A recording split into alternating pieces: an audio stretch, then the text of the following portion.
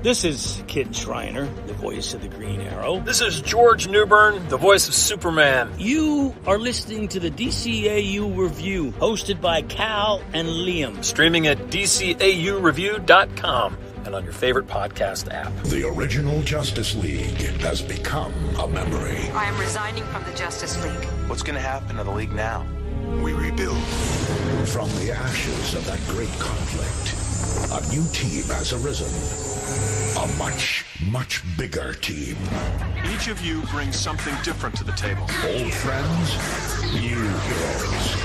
And as usual, plenty of bad guys jumping up to get beat down. Calm down, and I'll let you go. How about you kiss my ass? Watch out, evildoers. There's nowhere to run. Because this year, they're all around you. The League is unlimited. An all-new original series, starring every superhero worth cheering for. And then some. Justice League Unlimited. Where am I exactly? Among friends. There's strength in numbers. Welcome, everybody, to episode 331 of the DCAU Review. I am one of the hosts, Cal. With me is my good friend and good brother, our other host, Liam. Liam, we are picking right back up where we left off with last week's exciting cliffhanger of an extremely memorable episode of Justice League Unlimited, one that deals with a lot of fun playing in the past with some previously and new to a lot of people characters, and also with the future and what the potential future of the DCAU would look like one day. And we are picking up with an exciting conclusion of last week's part 1 with this week's part 2.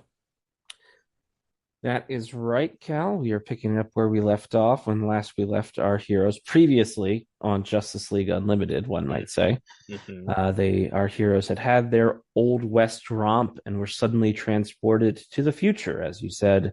And so here we are this week with Once and Future Thing Part 2, sometimes called Once and Future Thing Part 2, time, warped. Lots of punctuation here for this week's title. Again, we talked about it last week. I don't know why you'd be listening to part 2 before without listening to part 1, but I'm sure there's some sickos out there that would choose to do so. So welcome, sickos, if you have joined us here and didn't. We talked about it last week, how I have no recollection of this being called anything but the Once and Future Thing part 1 and 2. But yeah, apparently the subtitles, or they're not even subtitles, they're titles of the episodes, were always there in some form or fashion. So this one is certainly, like, I see what they were going for there. It's a little play on words, time, warped. Yeah, kind of cute. Love that. But before we get into this week's review, Liam, we will of course talk about the official IMDb synopsis for this week's episode, which originally aired here in the United States on the Cartoon Network on January the 29th, 2005, meaning we're coming up here in just a few months on the 20-year anniversary of this episode's original air date. And of course, the official IMDb synopsis is brought to you by the Pod Tower. Head over to youtube.com/the Pod Tower today and subscribe, and you will find the home of all things DCAU Review. That's right, our entire catalog available on the YouTube platform. That includes all of our entire prior 330 episodes, as well as bonus episodes and some spin-off podcasts, everything that we've done all in one convenient streaming area. And not only do you get content from us, but you get the entire Tim Talk library, as well as the ongoing podcasts from our friends at Watchtower Database. They have their Intergang podcast, as well as their ongoing podcast, Jump on the Bat-Wagon, which is also going through the entire DCAU. Check that out at youtube.com/the Pod Tower. Head over today and subscribe. That's right. So this is the synopsis for Once and Future Thing Part 2, which is written by Dwayne McDuffie, directed by Joaquim Dos Santos, music by Dynamic Music Partners, and animation by DR Movie Co. And that synopsis reads as such. The time The time traveling league team goes to the future to team up with that. It's such a poorly written sentence. All right, let me start over. The time traveling league team goes to the future to team up with that time's league to battle Chronos, who rules. Oh no. That's one of the most comically bad. Well, I understand now why you were having difficulty getting through it, because that was comically bad. As I've shared before, I'm sure on the show, a lot of times I just go to IMDb and I copy that and I paste it in my notes without really reading it or like figuring out the sentence structure of what it is. And it's just like league team, funny, team up with that times league, and then to battle Chronos, who rules. There's a little bit of like, you have to track, like you can follow it if you're very careful, but also it's almost like a tongue twister, or some sort of riddle or something like that that's been put together there. It's humorously bad. So it would get a failing grade, but hey, you made me laugh, so that accounts for something, I suppose. But Liam, as we talked about, we'll get into our own plot synopsis, and hopefully it's a little bit clearer than that IMDb synopsis as we kick things off literally right where we left off, on the roof of a building. As we saw at the end of the episode last week, we had our league transported to the future 50 years from now, whenever now is, and they were encountering the Jokerz gang from the Batman Beyond Return of the Joker movie. And on that rooftop, they were thankfully briefly saved by Static, a future version of Static, at least an older and wiser version of Static. And of course, there was also Batman Beyond, aka Terry McGinnis, as well as Warhawk, all making their appearances. And of course, we got the cliffhanger ending of Warhawk calling Jon Stewart dad before we faded to black and had the to be continued come up. So we do kick things off on that rooftop as a very action heavy first act here kicks off. It is wall to wall action here as the Jokerz do battle with our leaguers and the future leaguers, all in an attempt to bring down this league, or this the Jokerz rather. The Jokerz are trying to bring down the league. It's very clear early on, as we mentioned, that these Jokerz are not your mama's Jokerz, as they all have sort of cybernetic upgrades that we see. Some of them have. We need to get out of here. Leaving so soon? You didn't even take any party favors. Incoming!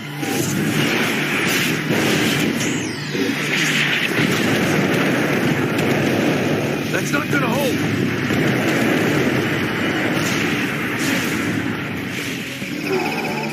Where do you think you're going, sugar?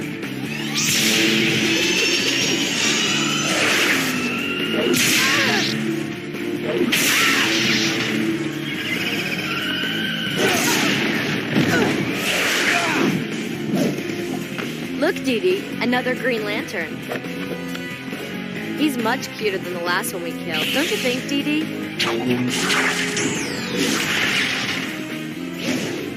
Some of them rolling around on like a robotic unicycle, with wielding lightsabers, and in the case of the DDs, they're able to clone themselves seemingly at will. So we have some superpowers that have been applied to these villains that weren't necessarily present the last time that we saw them. So it's very clear very quickly that the Leaguers, even with the help of the futuristic Batman and his friends, are overwhelmed. And it is indeed the futuristic Batman who says that the team needs to retreat. He opens up a boom tube and attempts to flee, despite some of the other members of the League disputing this and saying that they don't want to leave. Unfortunately, the boom tube is destroyed. The mother boxes, anyway, is destroyed. And the rest of the Leaguers seemingly are about to be once again overwhelmed by the Jokerz when Jon Stewart reminds Batman that there is indeed always another way. So he creates a maze construct, and he and is able to fly the rest of the Leaguers, as well as our future Leaguers, away, giving them time to escape.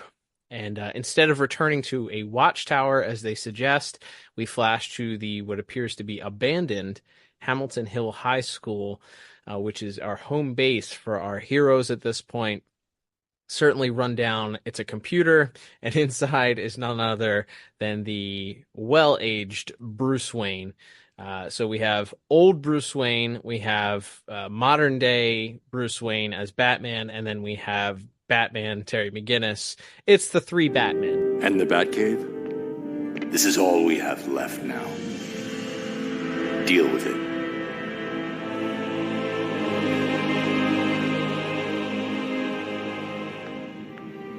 Surprised to see me? A little. I'm more surprised that I lived so long. Batman, Bruce Wayne. Bruce Wayne, Batman. Or have you met? Not now! Great. What did they used to call it? Stereo? This is a little weird for everybody. I'm Warhawk. Rex Stewart. Your mother? Who is she? Kind of obvious, don't you think? Even if it isn't, leave it be. You don't want to know too much about your future. Trust me, you really don't. Shayera was one cranky pregnant lady. Although, to be fair, if I'd laid an egg that size... He's kidding, Dad. Not that I understand why you think this is anything to joke about. Because we already won. Think about it. If old Bruce is here, that means he already lived through this as Batman. Flawless logic. Except that I have no memory of ever going to the future and meeting my older self, or of anything else that's happening today.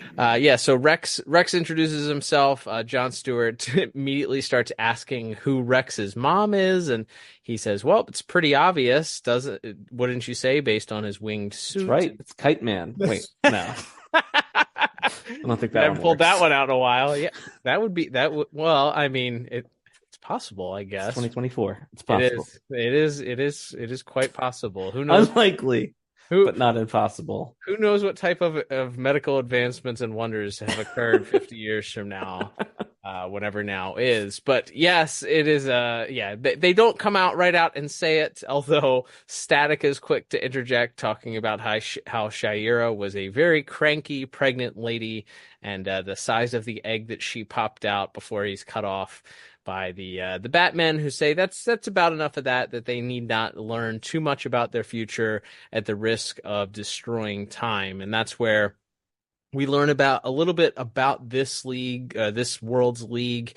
The Jokerz have done away with and destroyed both the Watchtower and much of the Justice League with the Watchtower. So no Superman, no Jean, no Wonder Woman exist in this future, and at this point, all that they have as far as support is concerned is what's sitting in front of them: a computer, Bruce Wayne, Static Warhawk, and Terry McGinnis Batman are the only cavalry here to help the rest of the Leaguers. So they determined at this point that they need to make a move and figure out what's going on, who's behind it, and of course we learn that it is Chronos, the time thief, who is made himself a time lord in this era. He is completely disregarded his own rules from the very first episode, and has somewhat followed the same path as the villain from our previous episode, where he decided to bring both futuristic technology to the past in order to upgrade the Jokerz, as well as absconding with all types of important historical monuments and buildings and artifacts and bringing them to the future. So based on that, we see that time is somewhat in flux, and time is running short as both Batman and the old Bruce Wayne look at the sky from the windows of Hamilton High and see that time is quite literally running out. We need to find Chronos. How? He could be anywhere. Sometimes the old ways are best. It's not gonna work. You don't know your way around here. A lot of things have changed. Are criminals still superstitious and cowardly? Yep. Good enough for me. So at this point, our Batman decides that it is time to take matters into his own hands, and they have to get some information about Chronos' whereabouts, as he's warned by a young Terry McGinnis who says, you don't know what it's like. The world has changed. To which Batman asks him if criminals are still a superstitious and cowardly lot, to which he has responded to affirmatively, and that sets off our Batman enough confidence to go ahead and proceed with his plan of finding a snitch. And they find one the traditional Batman way, and that is going out and looking and finding a snitch to give him the information that they're looking for. Yes, and whilst that is going on, we cut over to see Chronos and his wife on the bridge of the Titanic, or in the ballroom of the Titanic, as he's sort of reading the riot act to the Jokerz for letting the Justice League escape. He's frustrated by everything, and eventually he realizes that the only way that the future Justice League could have intercepted the Jokerz and saved Batman, Green Lantern, and Wonder Woman is that there must have been somebody who squealed, and so he uses his time powers to look into the past and see that it was in fact Chucko taking a bribe from the future Batman. And so Chucko gets sent back to I seriously, because of the way the internet and Detective Comics has warped my brain, when he goes, what killed the dinosaurs? I was really waiting. Like, Arnold's voice just popped into my head immediately. The Ice Age.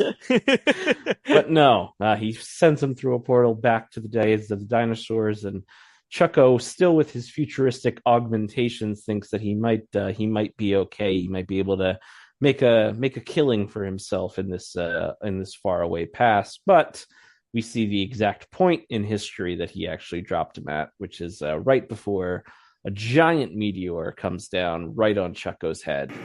Chucko, you've been a very bad clown.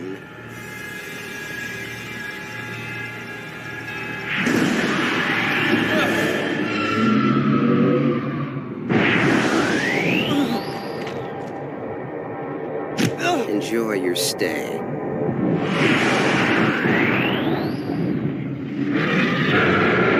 think I'm scared?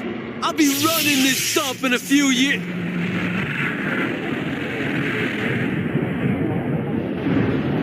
Oh, phooey.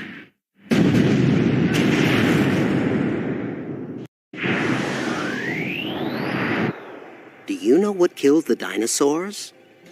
No, sir. Well, Chucko does. So that is the end of poor Chucko, and we cut back to the present? Question mark. It's time travel episode. It's all relative, but we cut back to the bridge of the Titanic, where he kind of reads the riot act. He tells the Jokerz to go out and find the Justice League, and he does a little bit more ranting and raving about his collection, about how he's still not appreciated by his wife, Enid, who has done the heinous crime. They don't explain it, but she asks him to get her mother out of the thing that he left her in, which is, I guess, that leaves up to your imagination what sort of tortures he's put his mother-in-law. But I do love that at the core of this is just like a deeply toxic, unhappy marriage is what has nearly caused the end of time here, as we see in a moment here. But as things go on, as you mentioned, the original Batman, or the younger Batman, goes out and, the younger Bruce Wayne goes out into the city to try and track down a lead, where he comes across Ghoul, who tries to attack him, but the rest of the Justice League is there to spring a trap. He attempts to interrogate Ghoul, but his methods are a little too tame for the older Bruce's liking, and so we do the classic like cut off screen. We just see Bruce walking towards Ghoul, and then we cut to him telling all of their little secrets.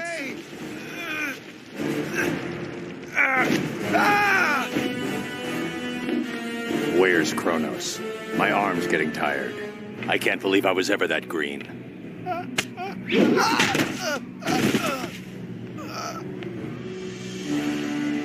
This is how you interrogate someone.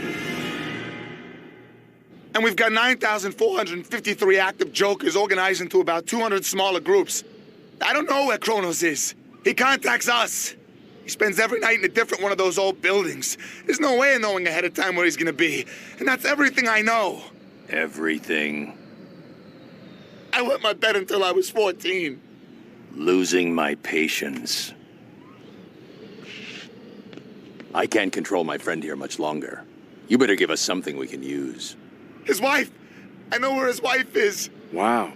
Batman playing good cop. Everything's relative. But yes, they say that they never know where Chronos is holed up because he spends a different night in all of these different monuments and landmarks that he's stolen from time, like the Leaning Tower of Pisa and the Parthenon and all of these places. So he can't answer that, but he does know where Enid, the wife, is staying, and so the Justice League takes off. We cut back to Enid on the ship still, who is being tended to by a Joker Pharaoh. A robotic Joker Pharaoh at that. What is this thing? He's like 8 feet tall. He's a robot, and he has a Joker face for some reason. Mm-hmm. I don't quite understand. I guess just because his henchmen are the Jokers, so he got a Pharaoh robot, and he's like, well, I'll put a Joker face on it so it matches aesthetically. Sure. With the thing he's doing. But anyway, that we hear some commotion outside of Enid's room, and then we see that giant Joker Pharaoh robot get slammed through the doors, and we see the Justice League has arrived to interact. And then we get a weird little warp effect over Jon Stewart, and all of a sudden, a different Green Lantern joins the fray, as Hal Jordan makes his one and only DCAU appearance here, not counting the statue of him in Justice League versus the Fatal Five. Correct. And he begins to interrogate. He explains to them that there must have been some sort of time shift, but that he's up to speed. So they continue on. They instruct Enid that they need to find Chronos, that unless they can get this disc that the two Bruces created earlier that will rewrite the code of the belt, that all of time could be unraveled and all of creation could be gone. So she agrees to help them and lets them in on a secret that even though he tells everyone that he spends the night in different places every single night, he actually is holed up in the same place every night. So we cut to a Roman Colosseum, and in the center of it we see the jail from the Old West from last week, where he was holed up along with Batlash, and he's there sleeping in his prison cell. And as they approach, first Hal shifts back into John, so fare thee well, Hal Jordan, we hardly knew ye. As John returns, they all walk inside of the jail, and Enid, so fed up with her husband even now, doesn't allow the Justice League to get the drop on him. As she wakes him up to show what a pathetic man he is, she pulls the blanket off of him, and we see that he is like in the fetal position sucking his thumb. And of course he wakes up and a little bit embarrassed. He calls on the Jokerz to aid him. We get another big fight, and then we get it's not really the crisis. We don't get red skies. We get the 0 hour, like everything's turning white. So if you want to mark which comics this maybe pulls from, it's probably more of a 0 hour crisis in time than a Infinite Earths thing. So, but yes, we see the sky beginning to wipe away, and we get this knockdown drag out fight. And I think we get like the closest thing to on-screen deaths we've ever gotten as this fighting goes on here in our final act.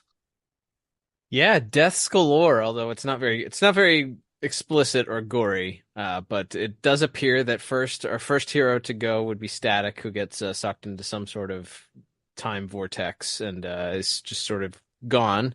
But then we have the torturous death of Terry McGinnis at the hands of the multiplied DDs, who have their like lightsaber whips tied around him, and I guess they're just, you don't hear it, just hear him scream, and our old Bruce kind of call out Terry's name, and then realize that Terry's not going to respond anymore. So in the midst of this, we see the rest of the league sort of begin to break down. Warhawk is off fighting somebody, But we really get it's really Bruce versus Chronos at this point.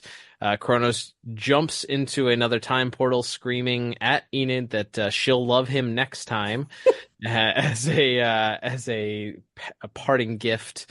And he jumps into the time portal. John and Batman follow in a Green Lantern bubble as they're chasing him down. It appears that his whole goal is to go back to the beginning of time, because at this point, most of time has disappeared and is, because it's been affected by Chronos's tinkering, it's unraveling, and the only place for him to go is all the way back to the origins of time. And Batman speculates that he's going to do he can do anything at that point, make himself into a god. Look at what's happening around you. Look at the sky. Pretty. Stay with us, man. We've got a problem here. Right. You're right. This calls for another approach. You'll love me next time!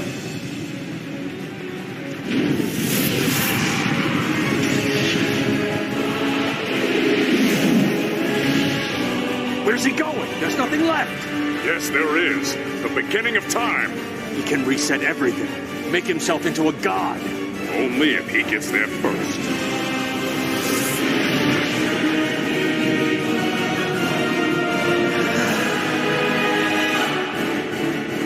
The Green Lanterns have a legend. No one can see the beginning of time. It's a universal law. Right in the And as they are speeding towards what is the creation of the universe, John mentions to Batman that there's an old tradition with the Green Lanterns that you're not allowed, no one is allowed to see the beginning of time, so they have to hurry up and get to him before he reaches it. And just as it appears that Chronos is going to reach there, they stop him just in time, and they're able to contain him. Batman slips the disc into the belt that he created, rewriting the programming on the time belt at that point. And they're still hurling towards the giant hand of time that's creating the universe. And John again remarks that he's trying to slam on the brakes, but he's having difficulty. And we kind of get this almost cliffhanger where we see them hurling towards it and then pitch black. And then we cut back to where this all started, with John Stewart and Batman sitting at the table in our watchtower, seemingly time back to normal. We notice that John does have a rather large gash on his head, and he and Batman sort of look at each other and assume at that point that everything is back to normal and that they were successful. At that point, Wonder Woman walks towards Batman as she was originally in our original scene of the episode. And both John and Batman ask her if she remembers helping them on the mission that day. And she remarks that she doesn't, that she had just arrived at the watchtower that day, but does remark at John's unfortunate gash on his head. He looks over and sees Shaira, who's there, and then remarks that at this point, it's might be awkward going forward between him and Shaira, knowing what he knows. But at this point, he sort of changes the subject, asking Batman what he did in order to, what the program did to Chronos and whether or not they might ever see him again. Batman says not to worry, that he's stuck in a particular time loop that he created. What happened to Chronos? I reprogrammed the belt to make sure that Chronos would never come to exist. You worthless, good-for-nothing, wretched waste of space! You invent a time machine and can't think of anything useful to do with it! I can think of one thing. Worthless, good-for-nothing, wretched waste of space! You invent a time machine and can't think of anything useful to do with it! I can think of one thing. Worthless, good-for-nothing, back in that garage where Enid is yelling at him, and just as he is about to jump into his time portal and say that he's gonna get away from her, it continues to repeat and rewind back to that same point. So he's stuck in this time loop trying to escape his wife Enid forever, unsuccessfully, and will never be able to do so though. And that's where our episode ends for our villainous Chronos. So, Liam, we had some temporary scores, some placeholder scores from last week for part 1. My plot score was an 8 out of 10, and yours was a 7 out of 10. So interestingly, we'll kind of talk about this part, how this kind of ranks, and then give our final score for it. But this one obviously is seemingly more action heavy and had I don't know if it's because this is 2005 when this came out. Batman Beyond was only off the air for a year or two at this point. So it had been relatively other than Justice League coming in between Justice League Unlimited and this. Yeah. It's in the recent zeitgeist of the DCAU at this point. So it felt like they had far less story to tell with these characters. And I guess you sort of cheated. You introduced Static, Warhawk, and Batman Beyond all at the end of the last episode. So you didn't really have to kind of go through and explain who these characters are. At least they chose not to, other than the sort of little bit of exposition we get where Green Lantern talks about his little interaction with Static previously and remembering that he was 15 the last time and now he's 65. And we get the little bit about Warhawk and how he's related to John, but we don't have to really go into who Terry McGinnis is, who Old Man Bruce Wayne is. So you really get a lot of the episode, especially that first act, seemingly is an extended action sequence. And then we get a little bit of dialogue, and then we get really the bridge to more action. We get, I guess it's less action in the shakedown of Gould. It's a little bit of comedy in there.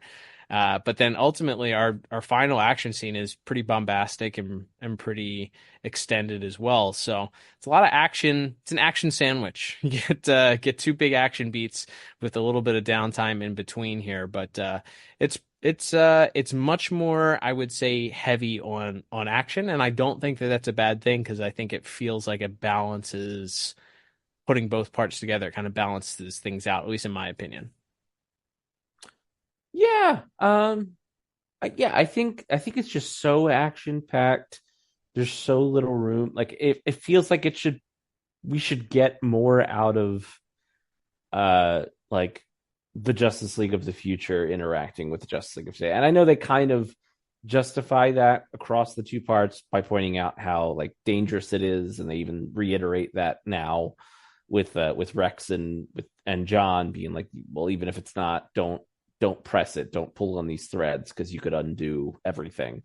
Right. But it's like, it feels like it should be a bigger deal that Bruce and Terry are together. It feels like it should be a bigger deal that, we're getting to see, Static as an adult with the Justice League and all this stuff. Like it's very cool, conceptually, that this happens in this episode. It feels like it should be a bigger deal that Hal Jordan is in this episode. One of the most iconic comic book characters ever. But I feel like what I came to at the end of this is like, this could have been a season.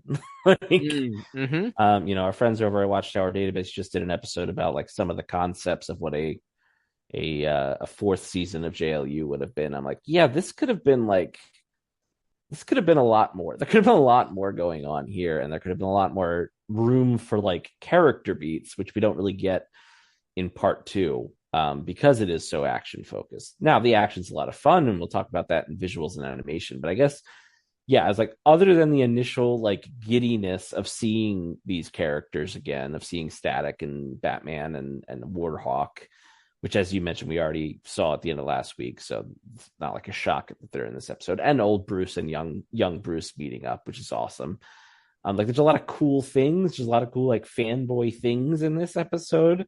But as an episode, I'm like, I just feel like there's so much more you could explore with these different eras of the Justice League interacting, and we just don't have time for it, because all of time is unraveling, and we got to do the thing, and then we got to reset it, and we got to establish like who remembers what, and and what happened to Chronos and all that. So it's like it's a very packed episode.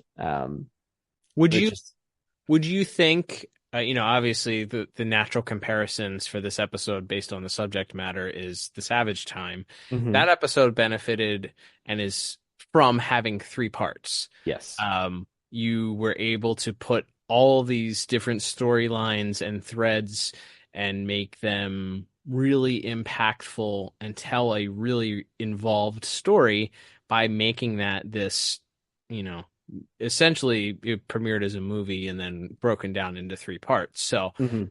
do you think this would have benefited from maybe you just give it time to breathe, you give it a 3rd part, you make it that, and obviously I doubt that our producers, directors, writers had the ability to just say, hey, yeah, we're going to turn this into Right. an extended episode because of how TV formatting and this being a shortened season as it is. But yeah, it almost feels like this would have benefited from having an additional episode for you to kind of lay out what this future portion would be like, and maybe to have some of those interactions, have meaningful interactions between John and Rex, having meaningful interactions between John and Static, allowing Bruce and modern day Bruce and old Bruce to work together, and even young Terry with young Bruce, teaming up. I feel like there are some things that could have been checked off as more, it could be argued as fan service, but more things that seemingly you could have gotten more landmark moments out of that were kind of not done and feel kind of rushed through because of the time constraint here. Yeah, I think maybe again in a perfect world where we get as many episodes as we want, then yes. I think maybe a 3rd part could have helped this at least to breathe out a little bit more. Like I said, it's fun that all of these characters get to meet. But yeah, some of the more dramatic moments like Terry or Terry's apparent death, or Diana vanishing from the timeline. Like you don't really have you have like a second to breathe, and then you have to move on because it's 22 minutes and we got to wrap everything up and we got to like kind of put it in a neat little bow. So right.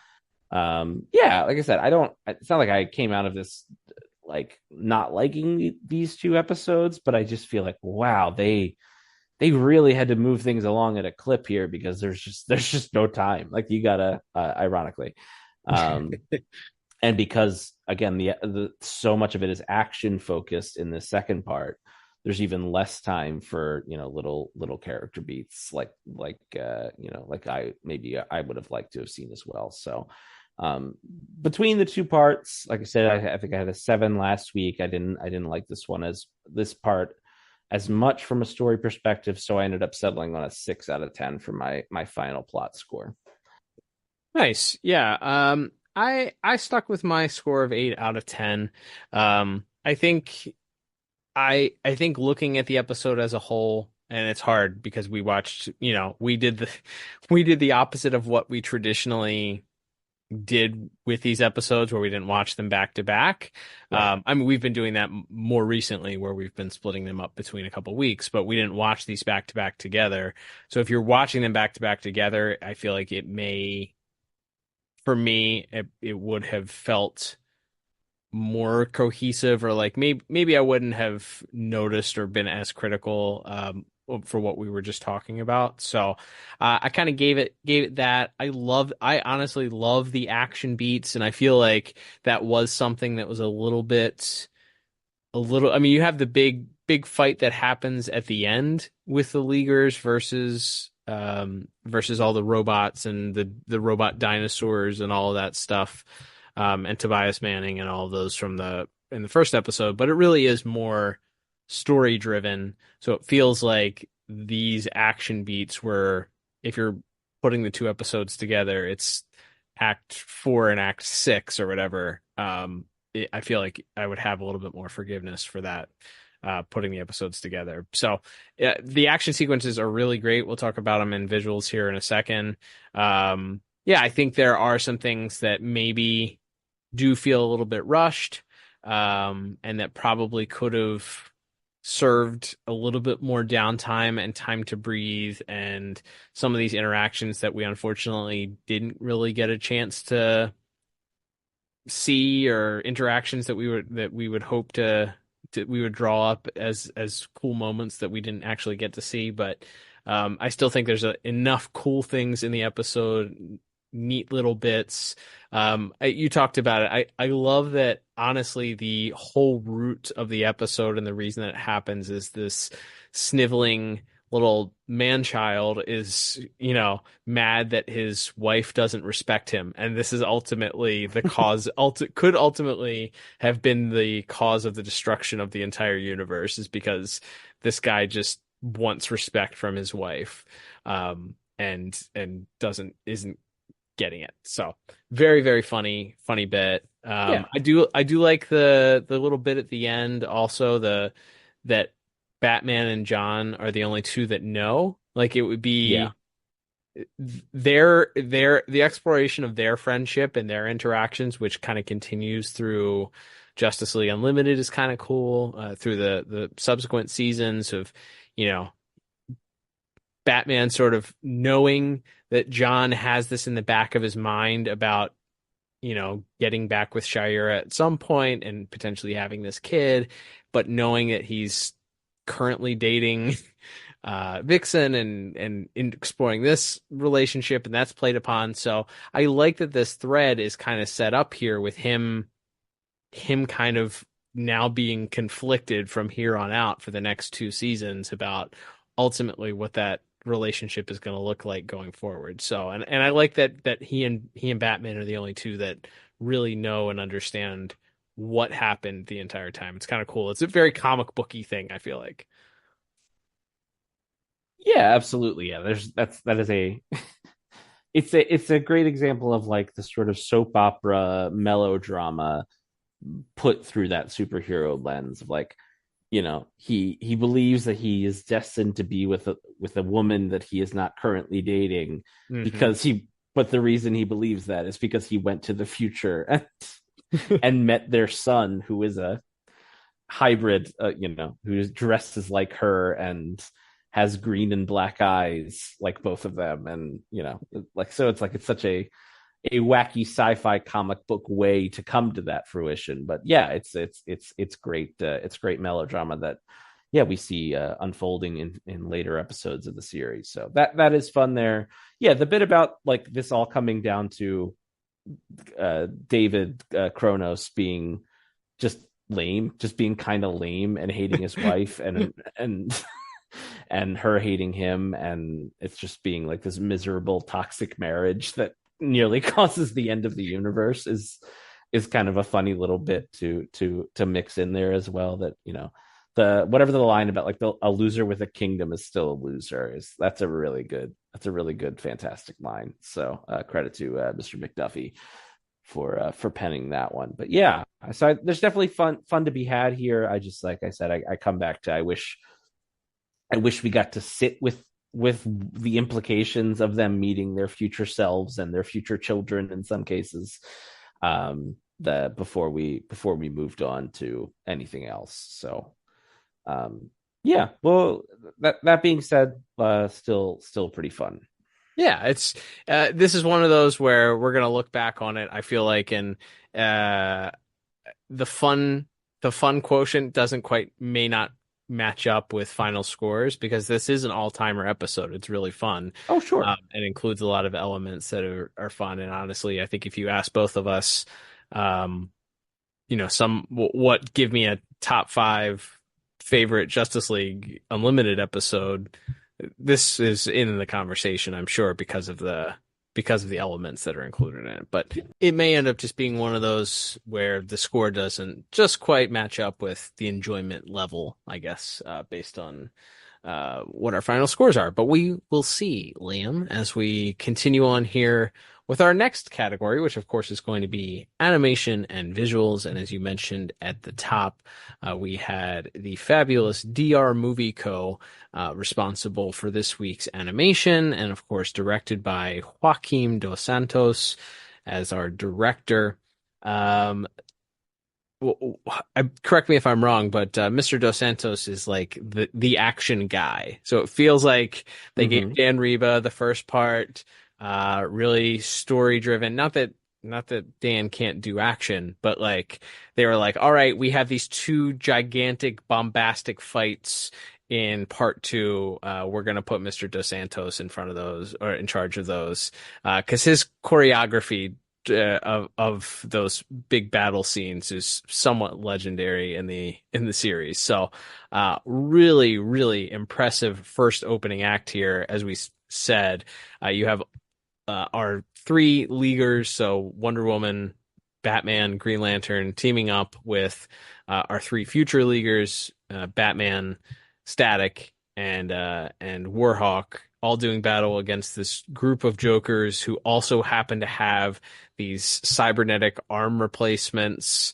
Not all that different than what the April Moon gang did from the April Moon episode of Batman Beyond, I guess. But they all have cybernetic parts. Their arms are changing into different things. Ghoul has a buzzsaw swappable arm. We have Chucko, who's rolling around on a ball unicycle that's like, I guess it's like magnetic or something like that, and he's got a Darth Maul lightsaber that he's using. And we already talked about the DDs have their own versions of the lasso of truth, these gigantic gold yellow energy whips, and yeah, a lot of action there in that first sequence. It's choreographed very well. It's really in some ways it's quite impressive that they were able to follow each and every one of those characters, and it doesn't feel like anybody's really left out at any point. We get some future Static stuff. We get stuff in the air, stuff on the ground. It's a lot of fun and a really, really neat way to kick off the episode. Yeah, it's a spectacular sequence, and it's funny. You're absolutely right that Mr. Santos is the action guy, but I think of some of those, like the Black Canary stuff, where it's just like real physical hand to hand, like martial arts stuff. So to see the more sort of bombastic superhero-y action, Static and GL and all those guys in action was fun as well. Like a lot of people are flying. There's a lot of stuff going on here. The effects used, which maybe is more in the animation, but as far as like when Chucko, who's riding around on this little ball thing, this little Hoover vacuum ball that he's riding around on, and he's got Darth Maul's lightsaber. And when he's hitting Wonder Woman, she's blocking it with her bracelets, but every time it hits her, like her colors invert, like she goes like she's in the negative zone. Oh yeah. So the way they sort of visualize what this version of a lightsaber does when it hits you is interesting, I think. You already mentioned like the DD's light whips, which are pretty neat, and even just like the little sort of flicker effect when she gets hit and splits into multiple copies of herself the first time, I think is really neat as well. So a lot of neat visual tricks, and I'm sure some of that's the animation and some of the other visual effects teams as well coming together with Mr. Dos Santos as the director. But yeah, I mean the fights are staged. There's a lot of, as mentioned when we talked about plot, a lot of moving parts here. A lot of characters on screen doing fighting all at once. Not to mention that last act when you mix in like British redcoats and stuff like other wacky things, and all the time effects, a lot of like the 3D CG effects of time bleeding away, the way the backgrounds sort of fade away, I think is a really, really neat effect. So yeah, some really, really good job, I think, by the visual effects and some of those other departments who I would imagine were quite busy on this episode.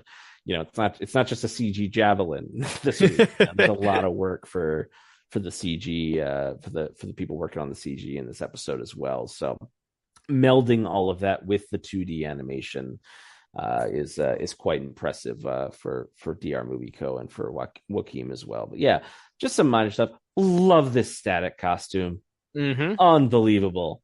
Yeah. Maybe I can't say it's my favorite look because it's like his show's suits are probably more iconic, but I love the mask. It's very like X-Men. I feel like the way it kind of like goes up his neck and then forms the domino part of the mask. I love that look.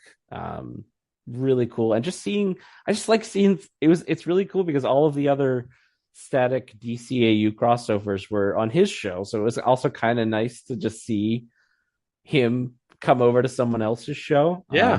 I saw a note, I think it's in an old forum post of Dwayne McDuffie's. He had mentioned that was actually Bruce Timm's idea to have Static be part of this future Justice League, not his. Wow. Which I think is pretty neat as well. Because obviously, being that it was a Dwayne McDuffie written episode, I always assumed like, oh, it's cool that Dwayne got one of his creations in there. But no, actually, it was apparently a Bruce Timm idea. But it's great. He's got the static saucer. They sort of show his powers have certainly leveled up. Yeah. He creates that like giant, he creates like a sun at one point almost, where he throws the big orb into the sky and creates this giant flash of light that blinds all the Jokers so they can escape. So John can make his energy maze, which is also a neat little visual gag. So. Question about that one: How long does a construct last? Because we see him put the construct up. His ring turns off and they fly away. Like when he turned his ring off, did the maze just disappear at that point? Like because they weren't really that far ahead of the Joker's gang at that point. Yeah, they were like one building away. Right. It was like. Maybe that was just a error in understanding how the ring works. I don't know, or maybe he puts like some extra. Maybe like it costs more energy, but he can make a thing that lasts a little longer. I don't know. Yeah, good. He did make himself clothes in the last episode. True. Good point. So he can just kind of do stuff sometimes. That's right. That is true. But yeah, that's a neat sequence. So yeah, everything that Static does, I think, looks pretty cool. Up to it, including when he's chasing Woof across and then gets sucked into the white time void at the end. I think that he kind of looks into the camera and like his eyes get real big and then he falls backwards into the crack in time. I think that's a really neat trick as well. So a lot of really cool bits for all of our heroes to do, and then all the upgraded Jokers are cool. Chucko going to the dinosaurs was funny, and neat. The dinosaur designs all look neat. So yeah, they got to do a lot of really cool visual stuff. All the background gags they have with all like the historical monuments and things mixed in to the future Gotham City, which is also, they didn't just reuse the models or the backgrounds from Beyond, because they also had to draw them all like decrepit and broken down now. So right, a lot of work for our background artists as well. Just like a really impressive effort for, again, stuff that we kind of see only for a brief amount of time, and we never come back to this version of future Gotham again. Yeah, the attention to detail, I think, does a lot for making. I mean, you made it feel like you were back 50 years from now, whatever now is. It felt like Neo Gotham. It didn't feel like this alien place. It definitely felt like the same world, which obviously was the point of them being there. Minor nerd out note here. Interestingly, you mentioned the static suit. That is the only official version of the DCAU static that has ever been made in action figure form, is the future static. That costume is the was made famous in the Mattel line of action figures, made it into plastic form, and to this day is the only static DCAU, not counting like Subway Happy Meal toys. It is the only representation of that static from the DCAU. So yeah, it's not only like cool to look at, but it's awesome that it's also has been made into plastic form. So just a little nerd out moment there. But yeah, as far as the rest of the episode, we also talked about bookends of action sequences. The final sequence, while not as there's as much going on, if not more, because you have people jumping from place to place and characters disappearing, and the sky is quite literally falling, and all this other stuff that's occurring. It does feel like there's not as many action sequences, or not as much hand-to-hand combat, I should say. Yeah. But the rest of it there's a lot of cuts, there's a lot of places in the battles that you're jumping from, and then you have this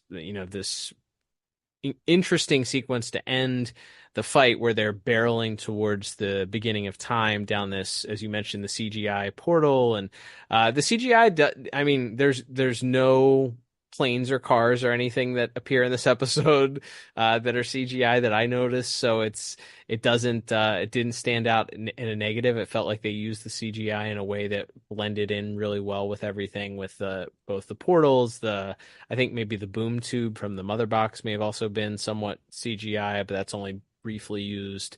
And then, as you mentioned, the sky also, and then the portal. But yeah, all of that looks really neat. I mean, this episode is so dark. The entire episode takes place at night, and then when the sky starts to turn to light, I thought that was cool, and really creates a stark contrast between what much of the episode looks like. I'd be remiss not to mention it was really cool for them.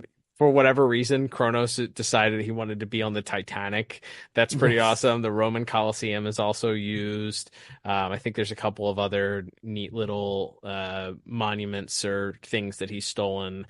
The DCAU wiki lists them as the Trojan Horse, the Leaning Tower of Pisa, the Titanic, Great Pyramids. There's a couple other things that are listed there too. But yeah, really cool. As you mentioned, the background designers really putting in those little tiny touches that really make it feel like this guy has gone throughout time and purloined all these I don't know how he got a building into a time portal, but maybe he just put the time portal around it or something.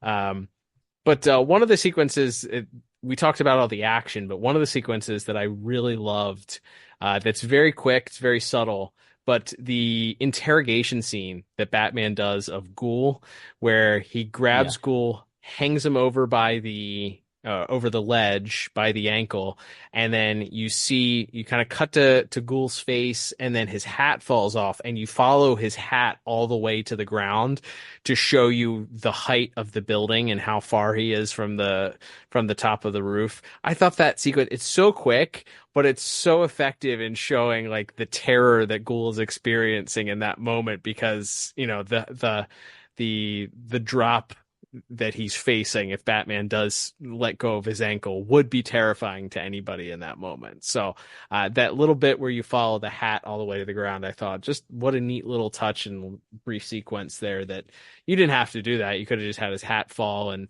you could, a lot of times I feel like we saw it from the other angle where you would just see the hat kind of disappear, but this one you really get the perspective from the ground as you see the hat kind of fall down. So I thought that was pretty unique, and really added to the terror element that Batman is striking in that moment with Ghoul. But yeah, overall, I think the episode, we talked about it, it's wall-to-wall action with a lot of really fun bits and cameos. The Jon Stewart or the Hal Jordan cameo replacing Jon Stewart it's like an all-timer funny, cool little visual thing that it just happens. Like, it's the same thing that with Wonder Woman disappearing halfway through the episode. Like, she's just gone and she fades out. But this, it's like Hal Jordan is there, he fades in, they play it off, and then he fades out later on. As someone who is not a huge Hal Jordan fan, I felt like that was justice for that character. Because I hate Hal Jordan so much. Well,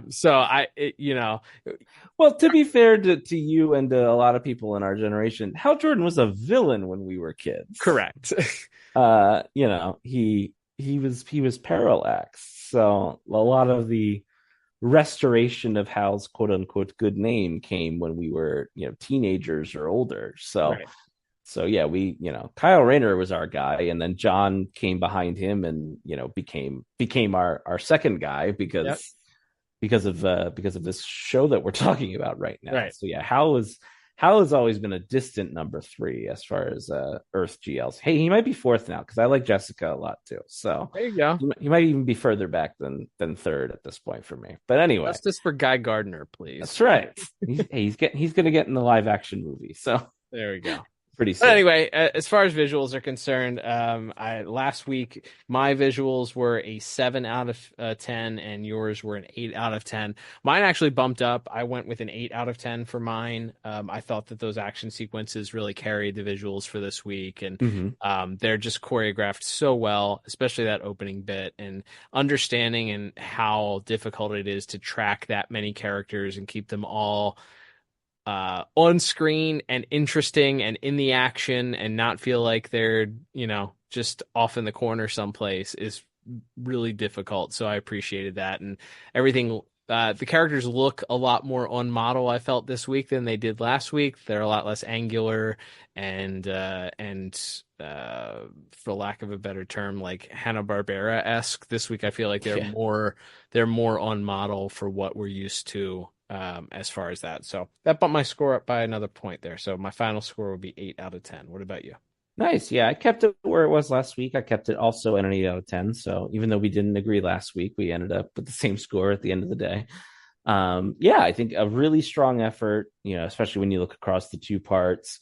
And again, it's difficult. You had different directors for both parts, different animation studios for both parts, different styles of action, as we talked about. So a lot of things to juggle here, and the fact that it feels pretty cohesive from a visual standpoint is a credit to all involved. And like I said, that those final sequences when all the time stuff starts happening and you're mixing so much 2D and 3D animation, like it's not the same thing. But looking back at this now and then thinking about how Joaquim de Santos went on to direct the Spider-Verse movies and all the moving crazy visual stuff that goes on in those 3D animated movies. Yep. That mixes in 2D elements. It's like, yeah, of course. This is like the perfect guy. He cut his teeth doing stuff like that on a much smaller scale, and then he went on to make some of the most visually impressive animated movies ever. So it's fun to say we knew him when, so to speak, when he was still working on JLU here. So just a really impressive job of combining all of these different techniques. And then, like we said, all the character designs, all the background designs, just a lot of crazy stuff they had to pull off in this one. And they pretty much hit a home run with it. Absolutely. Liam, let's move on to our next category, which is going to be music. So this category holds the distinction from last week. We, both of us, had this sitting at a perfect score based on the back of, not discounting the rest of the episode, but on the back of the really incredible musical sequence of the homage to the original Justice League theme done in sort of this Western style. So we were sitting that, but there were some other things that we appreciated, some minor hero themes and a couple of other things that we enjoyed. So for this week's episode, I'll be interested to see if that sticks or if we move down from the perfect score. There's some really good music in this episode. I think right away, we speculated last week. I was curious, moving to the Batman Beyond 50 years from now time frame and knowing what our dynamic music partners did to sort of create the sound for that particular show, whether or not they would incorporate some of the heavier rock elements and the percussion and the electric guitars. And needless to say, I think it was like riding a bike, because that opening sequence it sounded like a sequence that you would hear right in an episode of Batman Beyond. It was almost all guitars, and you get that heavy percussion and some synthesizer in the background to kind of layer things. But very, very much on point from my perspective, kicking right off the bat, which gave me a lot of hope for the rest of the episode. And I don't necessarily feel disappointed the rest of the way either. Right. Yeah. Yeah. I think it's like I said, they switch genres on us for part two, but it's like you said, it fits right in with an episode of Beyond and with JLU proper because there's a lot of electric guitar and rock music mixed in there. So yeah, it is more standard fare, but they do mix in some again a little bit of the character themes coming in when old Bruce is revealed. You get a touch of that like the choir version of the Shirley Walker Batman theme. And I think when there's a really nice little soft bit that I loved when it's right before kind of the final fight kicks off when Warhawk stands there and he's kind of having this crisis feeling like things have never been this dire. What are we gonna do if we fail? And John puts his hand on his shoulder and kind of gives him the pep talk. And in that moment, the music that plays there I thought was very nice and very moving as well. So they mix in little bits of those for the quieter moments that we get along the way, even though it's, as you mentioned, it's mostly action, so it's mostly driving guitars and drums and things like that, but it works. No, I agree with you completely.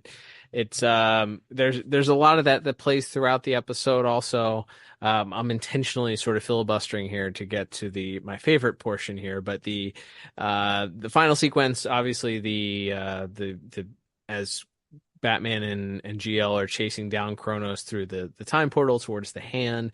There's a lot of intense chase music that's occurring there that really culminates with them kind of finally getting Chronos into the lantern bubble. Batman, reprogramming the belt and leading to them still struggling to kind of figure out whether or not they're going to be able to stop before they get to the actual point of time. And then the music just sort of ceases as we cut back to them in the watchtower. I thought that was done perfectly. And then you get some of the softer notes that come in when GL sees Shira there on the bridge of the watchtower. But I thought that piece just sort of abruptly stopping, perfectly done for that sequence. Yeah, absolutely. I think they did a fantastic job. Like we said, across the two parts, it's just such a different genres of music, different types of music, and they really just knock it out of the park, even in the quieter moments as well as the big action pieces. So I kept my music, I believe, right where it was last week, and I gave it a 10 out of 10. Absolutely, and probably it could have been based on what we just talked about, but solely based on my favorite portion of the episode, and that is we get the Shirley Walker Batman theme played with it's like a choral. It's a chorus of voices playing it once we get the old Batman reveal, old Bruce Wayne reveal as he comes into the room and he and our modern day Batman have this conversation for the very first time. It's punctuated so perfectly. It's great. That alone probably would have solidified a perfect score. But based on everything across both parts, and some really, really neat homages and classic uses of our hero themes there, yeah, I had no choice but to give it the same perfect 10 out of 10. All right, Liam, let's move on to our final category of the day, which, of course, is going to be voice acting. And many of the same actors and actresses that took part in our first part of the episode, once again, are here, but they're playing different characters this time.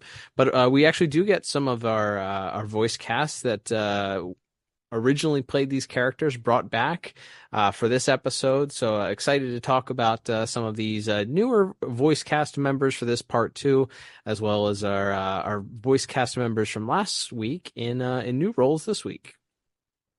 That is right. Like you said, a lot of returning voices that we'll get to as far as our villains and things like that. But yeah, we have Don Harvey returning as Chucko, who folks would previously know from playing Chucko, obviously, but also does a couple of voices in the main series, including he's like the prison guard in The Last Resort. He's He's the bigger guy that has the eyeball face in the Main Man Part 2. Mm-hmm. So a couple of voice actors. Chucko, not much to do because he gets killed like 5 minutes into the episode. But that's a fun sequence too. We didn't talk about that in visuals, but that is also something that I felt like they really went into. They included a ton of detail in a sequence that really, like the dinosaurs are like incredibly like tremendous. Like you didn't need to do that, but I'm so happy that moment exists where you have this comedic bit where he gets sent back in time and he's like, fine, I'm going to be ruling this place soon enough, and he pulls out the lightsaber, and then you have this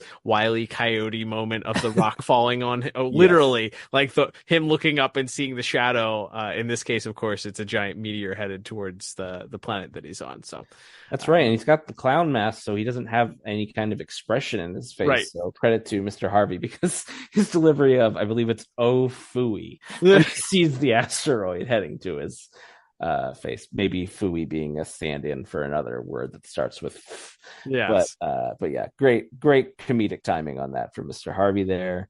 You got a creature running around in the episode, so of course, D. Bradley Baker's going to show up there as Wolf, returning once again. And doesn't have much. And he's also one of the red coats who show up to shoot Batman. Probably the one that says "fire at will." Yes, probably. We do have Melissa Joan Hart returning as Dee Dee. Of course, most famous for Clarissa Explains It All and Sabrina the Teenage Witch, depending on how old you are, probably. Mm-hmm. And then was also Saturn Girl in the Superman episode, New Kids in Town. So. And obviously played Dee Dee and in the Return of the Joker movie as well. Again, she doesn't get much to do. None of the Jokers do, but it's fun that they got her back. Like it's fun Agreed. that she kind of has that same sort of speech pattern where everything starts and ends with, or every sentence ends with Dee Dee, so that the other one can respond. So she has this kind of quirky way of speaking that maybe gives her a little bit extra to do as opposed to some of the other Jokers. It's very sing-songy. She's got like a bit of a, as you said, like a rhythm to it in the way that she starts up here and she stands down here, and she starts. It's very much like up and down with the way that she sort of pitches her voice and the tempo that she says things. So yeah, it was. I am happy that they brought this. Like this is part of why we love this stuff so much. Obviously the attention to detail, the characters themselves, but the fact that they went out of their way for a 22-minute episode and they're like, hey, let's get all of the people that originally played these characters back, as many as we can to come in here, even if it's only for a handful of lines. Like, great. Yeah. Because that really makes the continuity stick, Absolutely. And then we do have Adam Baldwin, who was Jonah Hex last week, and also I think Bonk in his one line. So he comes back to play Bonk, and he's also our Hal Jordan for the 2 or 3 lines that he gets. But not much for Mr. Baldwin to do. That is a recast. We had Henry Rollins as Bonk previously, but he does a solid job. Again, it's a lot of just like shouting and being vaguely threatening. But it's fun that he's here. And again, like you said, he gets to take credit as the one and only DCAU Hal Jordan so far, at least. So fun little bit that he gets to do there. And then of course voicing Ghoul. Funny because the Flash does not appear in this episode, but Michael Rosenbaum is in fact returning to voice Ghoul, doing his Christopher Walken. Yep. Which if you listen to Michael's other characters that he voices, they're all almost pretty clearly based on some specific actor.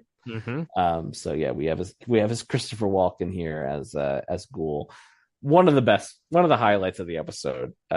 Again, you already talked about it in visuals, but the Batman and Bruce dual interrogation scene where he just starts out real confident and cocky, and by the end he's like in tears. He's so afraid of what's going on.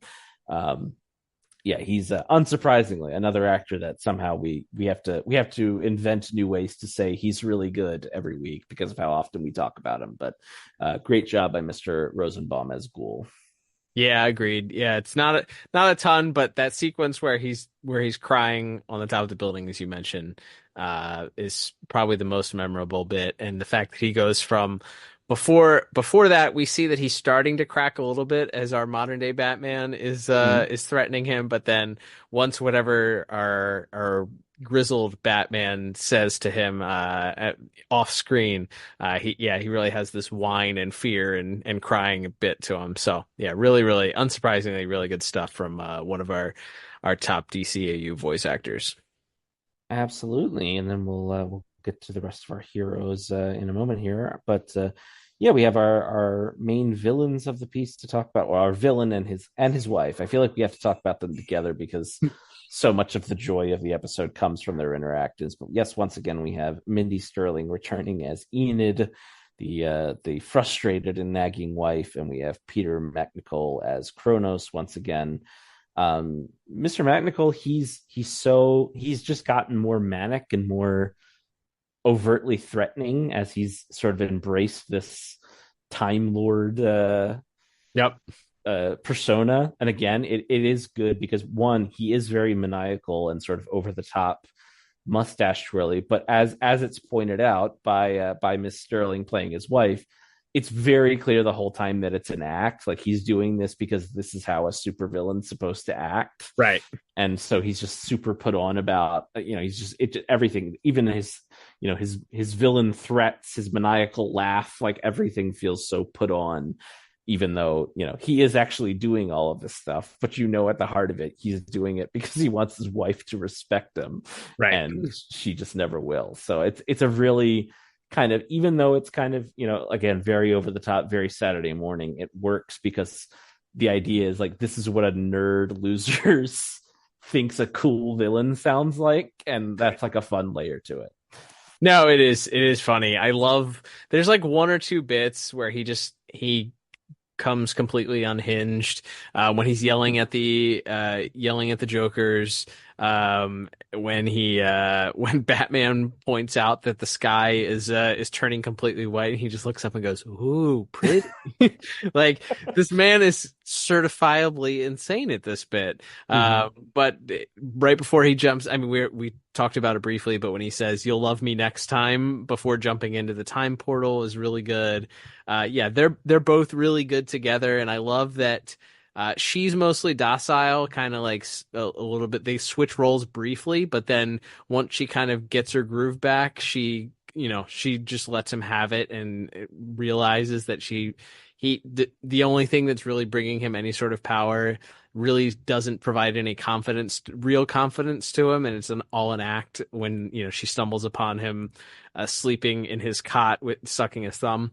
So yeah, great performances by both of them. Him really just kind of being completely unhinged at the end is exactly what this character needed, and then they get to redo that bit that we saw in the first part where he's trying to get away from her, but she's continually just yelling at him, stuck in this time loop forever, which I think is interesting.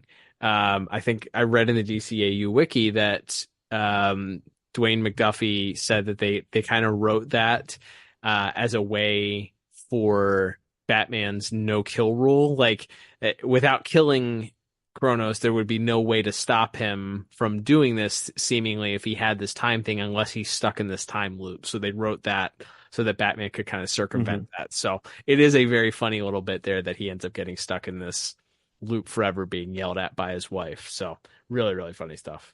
Yeah, and yeah, as mentioned, Mindy Sterling as Enid, very, very funny again. Like, just again, perfect vibe of like the naggy wife. We talked about that last week, and then yeah, as she's tried like kowtowing to his his warlord, time lord persona for, like you said, for about 5 minutes, and then she's just back to just hating his guts and reading him the riot act. So it's their reaction, as you already mentioned, the "you'll love me next time" before he jumps in the portal is such a funny line to end on between these two. But yeah, great job by both of them.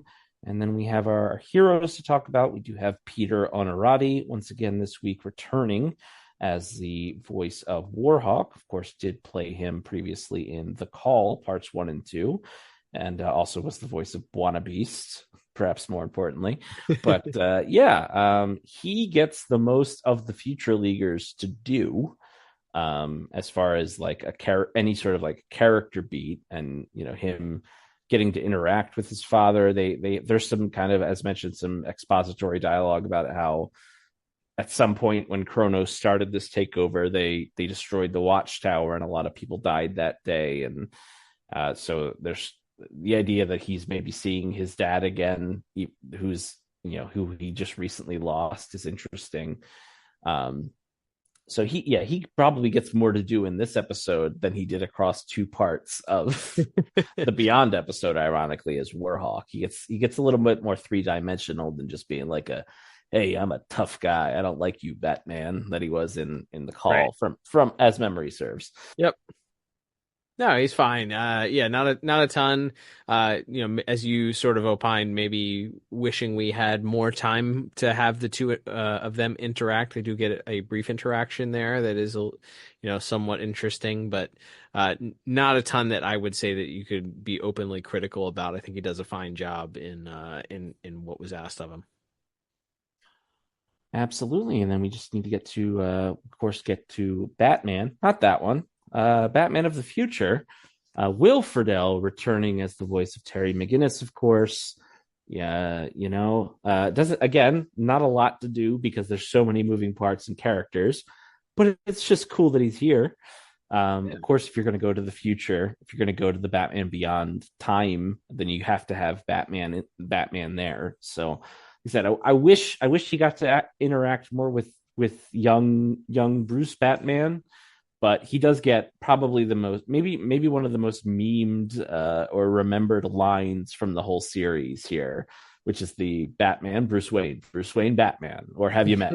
Like, so he gets like one little quip in before he's back to being like an exposition machine. But yeah, great to have to hear Terry's voice again as even if it's in a smaller dose. And hey man, that death scream, pretty haunting. I was gonna say he gets a lot of screaming and crying out in pain in this episode. So yeah, very memorable for that unfortunate reason, to say the least. But not a ton for him to do, but of course would not have been the same without him playing Batman Beyond.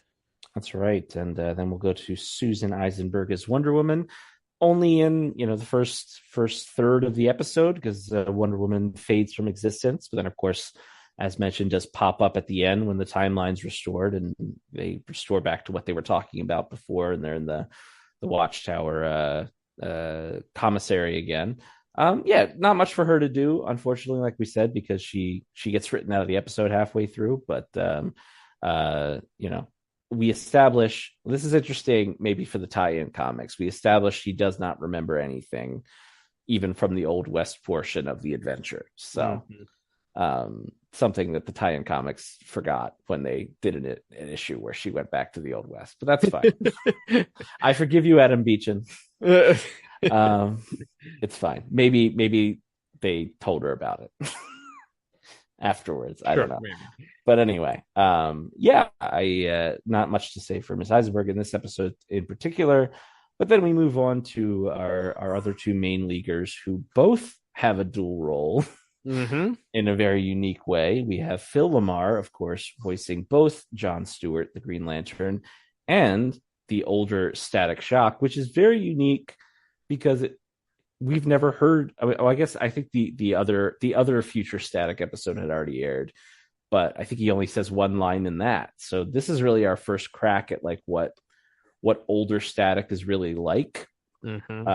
So it's interesting hearing him differentiate the John Stewart voice and the Static voice, and also just like, oh, this is what adult Static sounds like. That's interesting. Yeah, because obviously he's got the very the very high energy, high pitched voice when he's doing teen Static. So again, again, like with Kevin Conroy in a moment, it's very hard to come up with new things to say about Phil LaMarr voicing John Stewart and Static. But he does a great job. He gets the emotional beats of John having to sort of slowly realize the hand of destiny that is pushing him towards Shaira, whether or not he wants to admit it or not. And at the same time, you have have him voicing Virgil again, but a version of Virgil we've never seen before. So a lot of plates to be spinning at once for Mr. Lamar in this episode, and unsurprisingly, he's up to the task. Yeah, no kidding. Lots of good stuff here. Yeah, really a very valid point there. Kind of creating a new voice. And we know how many voices that Mr. Lamar did, both side characters and other characters in the show. So for him to come up with a unique sounding voice that doesn't sound like his adult Jon Stewart voice, really, really cool. Really, I mean, impressive. We talk about that a lot when people have dual roles and sort of differentiating when they're playing either the same character or two versions of the same character, how difficult that must be, but especially when they have to interact with each other, and in this case that happens quite a bit here. But and then of course his main event stuff as Jon Stewart is really good. I love anytime we get the interaction between the Jon Stewart character and Batman. I just feel like there's a really unique dynamic, pun intended, between the two of them. A mutual respect and understanding, and it weirdly like this intimacy that they're able to talk about these deeply personal things that other leaguers really don't talk about. And when it comes to like relationships, that they're romantic relationships. So I like that we saw that in part one, and then we see this kind of bookended with their conversation at the table in part two. But yeah, unsurprisingly, Phil Lamar, really good. Not breaking news. Absolutely. And speaking of people that it's not breaking news that they were great, the late Kevin Conroy, again, a dual role, playing Batman once again, and also playing the older Bruce Wayne. And most of their dialogue is them talking to each other, ironically. Yeah. So, I mean, I'm sure he wasn't going back and forth between two microphones, but that's kind of what it's kind of the Adam West talking, Batman talking to Bruce Wayne on the phone gag. Like he just keeps having to shift the voice back, and obviously, I'm sure he just recorded one and then the other in their entirety. But as it plays out in the scene, it's like he's like, man, you notice maybe some of the subtle differences between younger Batman, younger Bruce's voice, and his regular Batman voice, and what he was doing with the older Bruce voice. Obviously, you can always notice the gravel, but it's a little bit more pronounced, I feel like, because it's contrasted against his regular Batman voice in this episode. Again, don't know what other adjectives we could use, but it's a lot of fun.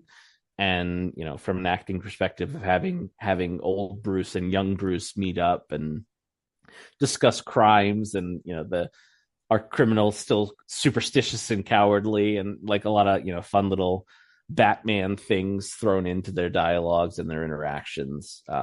Just awesome, just fanboyed out. I've seen this episode several times, of course, but I really just paying attention to the scenes where the two Bruces are speaking to each other was just what a delight. What a cool thing that they got to do in this episode. No, you're absolutely right. Yeah, it's there's not much more that I can add to that other than it's it's always impressive. We've talked about it. There's a couple other episodes where Mr. Conroy played dual roles, and we talked about it's almost unfair that to everyone else, I would say, that he got to do one role, let alone two roles, just to show off how incredible of a voice actor that he was. And anytime that you get a double helping of Kevin Conroy voice acting, it's going to be a good day. So yeah, I would say that that carries a lot of the score for me. I would say so. Last week, we both had 8 out of 10 for our score for voice acting. I bumped mine up to a 9 out of 10. I think everybody did a really fantastic job. We talked about dual roles taking precedence in this episode, and that really, really impressive. And I can't imagine the amount of skill and hard work that goes into having to do that and do so effectively, let alone do it at all. So it speaks to both of our performances from the late Mr. Conroy, and then of course Mr. Lamar as well. I actually settled on another perfect score, a 10 out of 10 for my voice acting. I just think off of the dual roles in part two, there's already a lot of fun last week. And then also, like I said, the fun performances by Mindy Sterling as Enid and by Peter and I think the expanded roles for Mindy Sterling as Enid and for Peter McNichol as Chronos in this episode, and their weird husband wife dynamic that almost ends the universe, I think is a lot of fun as well. There you go.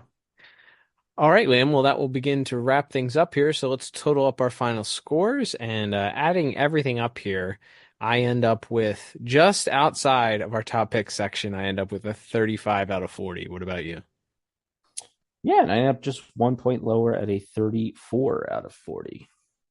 I'd say this is a no-brainer. Rewatch it over and over and over again. It's fun. It's pretty seminal to the storyline, specifically the romance between John and Shayera. Yeah. Time travel. It includes a bunch of heroes that you've seen before and after.